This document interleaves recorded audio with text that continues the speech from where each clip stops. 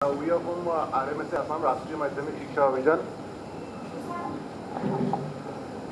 Here's my colleague, Jiganta Burman. Rashtriya Madhyamik Shiksha Abhijan is working for secondary education Assam, and our mandate is the to provide the quality education to the secondary states. And this is our mandate, and we have just make a brief presentation on that, whatever we have provided to us. And on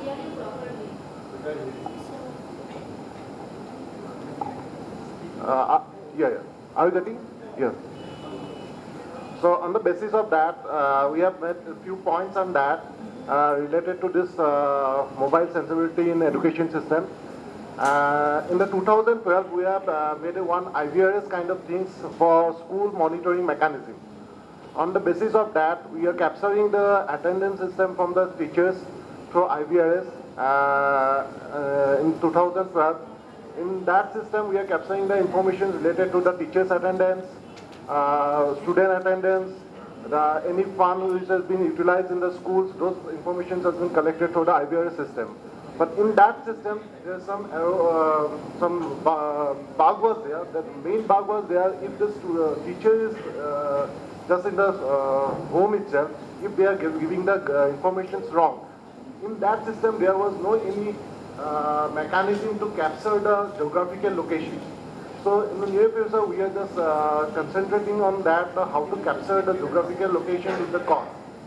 This was the first initiative which has been taken by the RMSA Assam to capture the information, capture the monitoring information of the schools. And right now we are also working on this bulk SMS system.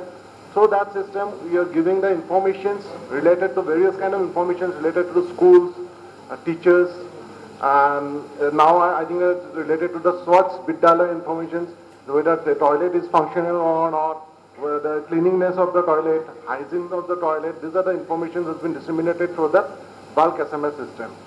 And one more system has been introduced in this RMSA Assam that has been this is the system for the capturing the information related to the result. Through SMS, we have disseminated the result to the students for TAT, teachers eligibility test, or any other test which has been conducted through RMSA Assam.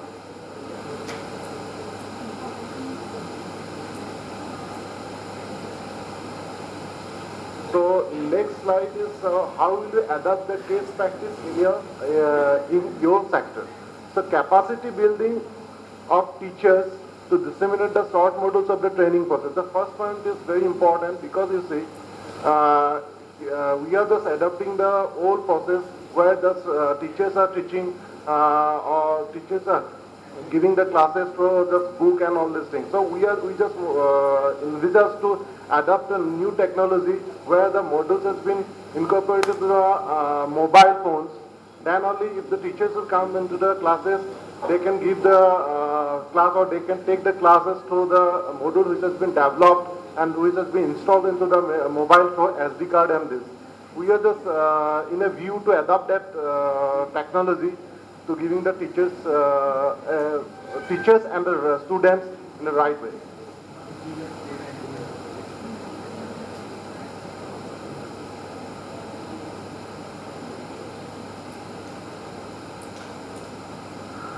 So next slide is related to the capacity and the development needs.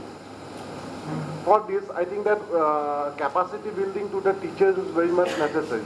So how they will use that mobile phone to give the information, how will use that mobile phone, these are the things they should know. Because our teacher, for that, I think the ICT based training is very much necessary for the teacher.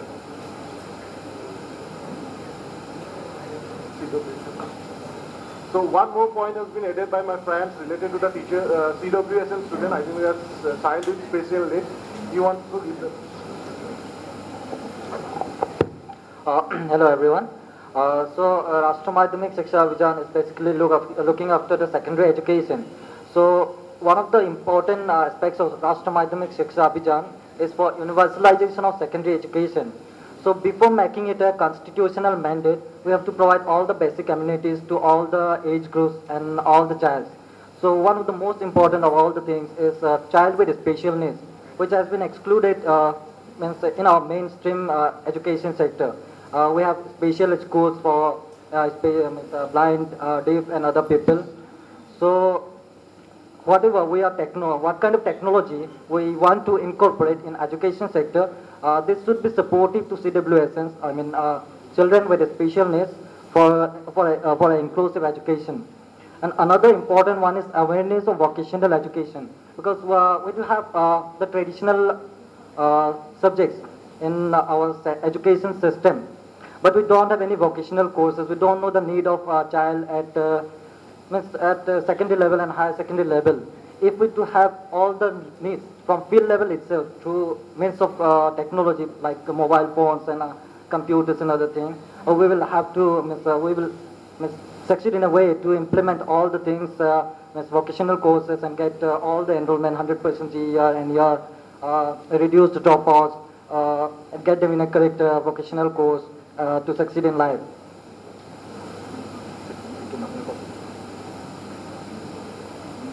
So key support and partnership required. So here for this to use the mobile phone in education system, we need to have the partnership with the service provider. First thing that we have to develop a network system in the rural area so that the teachers can access the mobile phone in rural area. Also for this, I think that we need to have partnership with the service provider. Without that, this is not going to be possible. And next is the training needs. For this, I already have said this on that we have to train up the teachers related to this mobile phones and all these things, how they will use this for giving the study and all these materials to the mobile phones, how the students will be benefited by this kind of training. I think that we should provide to the teachers. And next is the piloting and monitoring. The findings for this, whatever we are saying that if we will not get the financial support from the government, we cannot do that, because we are the government organizations. We need to have the financial support from the government, then only we can do that. And another thing is that we need to have the G2G support, because from the related to toilet, all these things, whatever, we need to have support from the PHED, PWD. Without that, we cannot do that. So G2G support is very much necessary for this. So immediate next steps and timeline for the scale up.